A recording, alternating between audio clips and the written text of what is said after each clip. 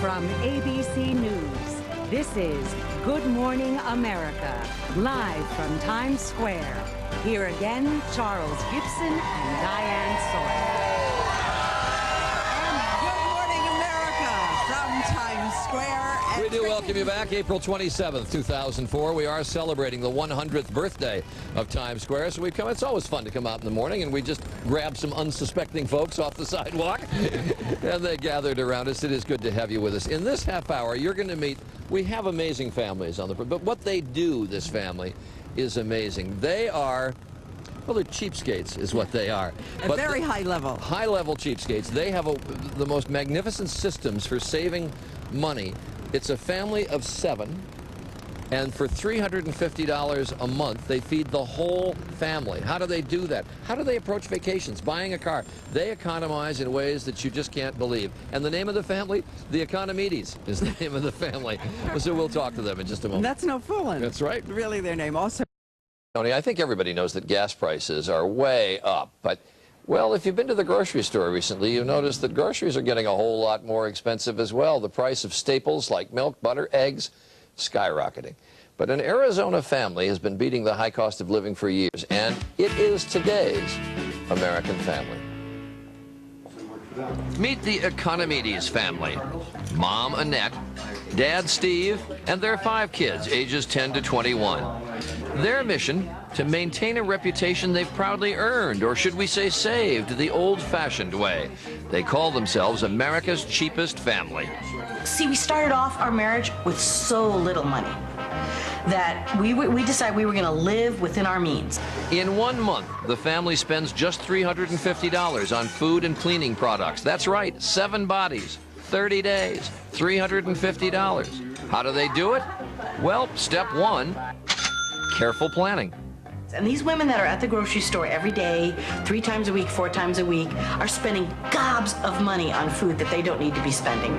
It takes a little bit of time to sit down and plan a menu, but you eat better, you save more money, it creates less stress in your life. Step 2, coupons, and lots of them. Clipped, filed, ready to go. Step 3, cashing in on unadvertised in-store deals. Walkie-talkies work well here, as do good eyes. Buy 1, get 2 free. Step 4, freeze. You can't be consumed right away, can be bought in bulk and frozen for later. 1 day a month, the family all cooks meals, and we put away probably anywhere from 13 to 17 meals in the freezer. And step 5, no credit cards. The couple's never used a credit card in 22 years of marriage. That discipline allowed the family to pay off their first house in just 9 years on an annual income of just $33,000. For the Economides family, economizing is all in a day's work. Have to do it. And the economical Economides family join us now. Steve and Annette, along with 4 of their children, Becky, Roy, Joseph, and Abby. How often do you go to the grocery store? Once a month? Once a month. It's all planned out. Correct. I mean, menus for the whole month? Right. All done. Right. Now, you said people who go 2 or 3 times a week are spending gobs of money they don't need to spend. What do they do wrong? Impulse. The grocery stores count on people being impulsive at the grocery store, and that's how they make most of their money. About 60% of the purchases is what they're counting on. So you go to buy 10 items, you're going to put 16 in your cart. And that's what they want you to do. They put the expensive items at eye level. They put the expensive items on end caps. They want you to spend money impulsively. Now, you're the CEO of the Economides family. Cheap economizing officer. Chief economizing officer, and you're the CFO. Right. Chief Frugality Officer. I see.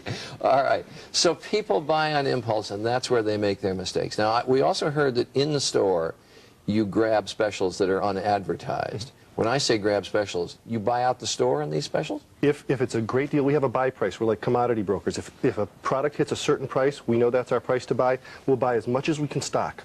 But we also know what we need for a month. And so, like this last month, one store was overstocked on eggs after Easter, and they had them for 33 cents a dozen.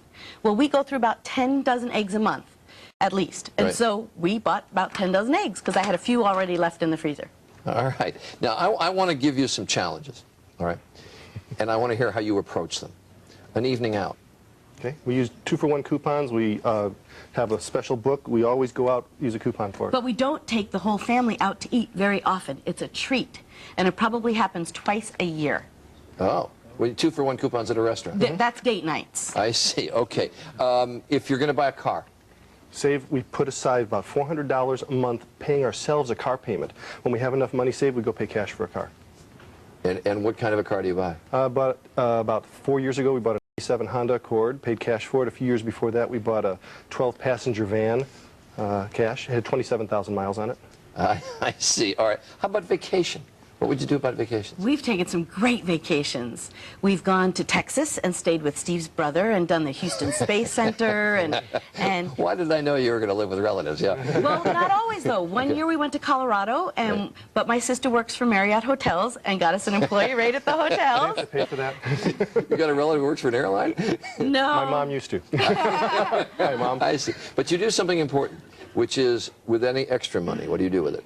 Well, we've got a plan, and what we do is we know how much it costs us to live each month. Anything above and beyond that, we've agreed before the money comes in what we're going to do. And when we were paying off our first house, we decided to divide it into 3.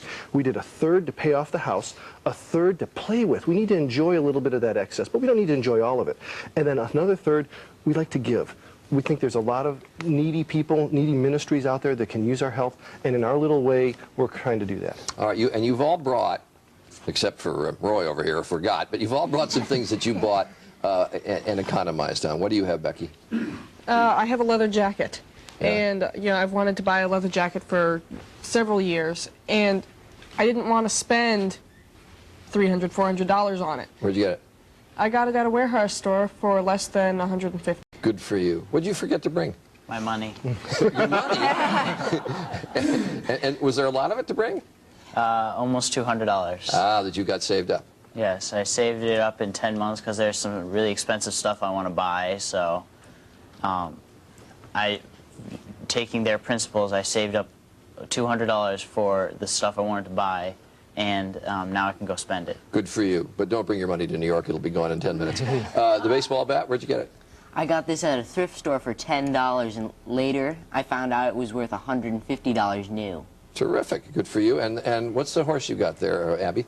It's my Barbie horse Nibbles. I got her at a silent auction for $7, and she's worth $25 and more. You want to pet her? The family principles are being handed down. All right, the Economides family. And if you want to find out more money-saving tips from the Economides and from all economizers, go to our website, abcnews.com. When